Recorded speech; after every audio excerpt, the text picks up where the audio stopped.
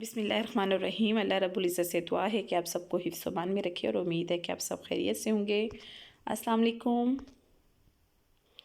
آج ہم نے کہانی کرنی ہے، جس کا کام اسی کو ساجے۔ کہانی لکھنے کا طریقہ کیا ہے؟ سب سے پہلے کہانی لکھتے ہوئے ہمیشہ صیغہ ماضی استعمال کریں۔ زبان سادہ ہونی چاہیے اور روزمرہ کا استعمال بھی ٹھیک ہونا چاہیے، جیسے تذکیر و تانیث کی غلطی نہیں ہونی چاہیے، واحد جمع کی غلطی نہیں ہونی چاہیے، اور جملے کی بناوٹ بھی ٹھیک ہونی چاہیے۔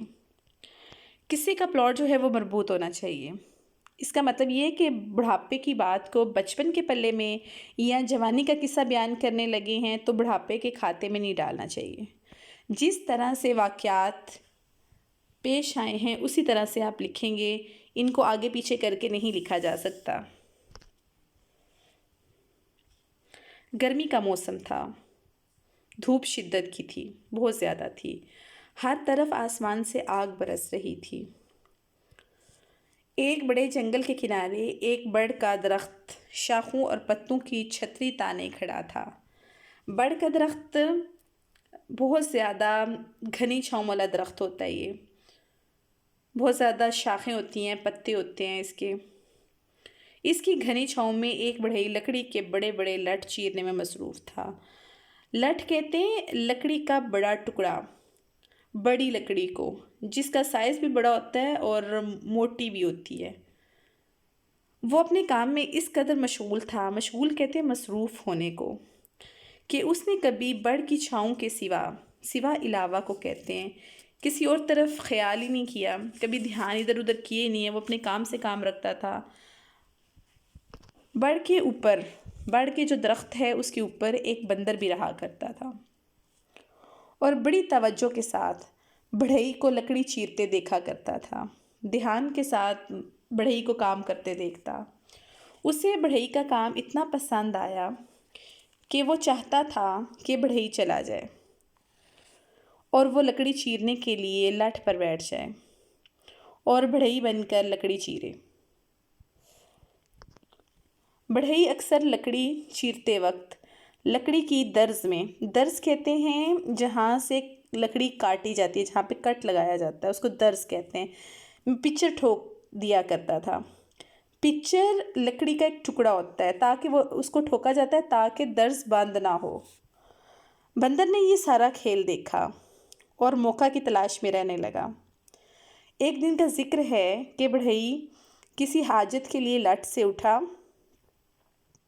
آری اور پچر دونوں اپنی اپنی جگہ چھوڑے اور خود چلا گیا۔ بندر نے دیکھا، موقع پایا، درخت سے اترا، لٹ پر آ بیٹھا، ادھر ادھر دیکھ کر جھانک کر لکڑی کی درز سے پچر کے ساتھ کھیلنے لگا۔ اب جو درز میں اس نے پچر ٹھوکی ہوئی تھی اس کے ساتھ کھیلنے لگا، اس لکڑی کے ساتھ زور لگاتا اور اسے ہلاتا، زور زور سے اس کو ہلانے لگ گیا، کھیلنے لگ گیا اس کے ساتھ۔ ہلتے ہلتے آخر پچر درز سے نکل گئی، اس کٹ میں سے وہ لکڑی کا جو ٹکڑا تھا وہ نکل جاتا ہے اور درز بند ہو جاتی ہے۔ اب درز کے بند ہوتے ہی کیا ہوا کہ اس کے ساتھ بندر کا ہاتھ بھی درز میں آ کر پھنس گیا، اس کا ہاتھ اس درز کے اندر پھنس گیا۔ بتھیرا چیخا، بہت چیخا چلایا، تڑپا، ظاہر ہے اس کو تکلیف ہو رہی تھی اس وجہ سے تڑپنے لگا، مگر ایسا پھنسا کہ نکل نہ سکا، آخر بے ہوش ہو کر گر پڑا۔ بڑھئی نے بندر کی چیخیں سنی تو بھاگا ہوا آیا، بندر کو بے حس و حرکت پڑے پایا، اس میں حرکت وہ نہیں کر رہا تھا، اس کا جسم بالکل ساکت تھا۔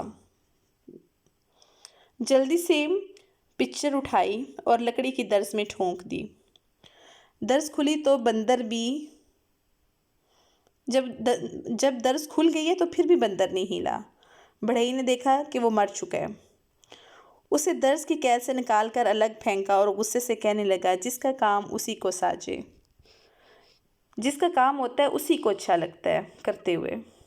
بے وقوف تو بندر تھا، بڑھئی بننے کی آرزو میں جان سے ہاتھ دھو بیٹھا۔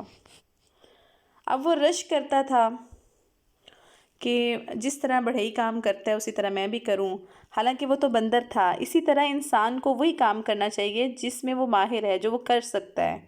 دوسروں کو دیکھ کے خام خواہ خواہشیں پالنے اور پھر نقصان اٹھانے کا کوئی فائدہ نہیں ہوتا۔ گھر کا کام یہ ہے کہ اپنی کہانی یاد کرنی ہے اور بہت اچھی طرح یاد کرنی ہے۔ درخت سے گرنے والا کوئی پتہ بھی ایسا نہیں جس کا اللہ کو علم نہ ہو، ایک خوبصورت پیغام کے ساتھ۔ نماز کی پابندی کریں، قرآن مجید کو ہر روز پڑھنے کی اپنی عادت بنائیں، اپنی دعاؤں میں ہمیں بھی شامل رکھیے گا۔ اللہ حافظ۔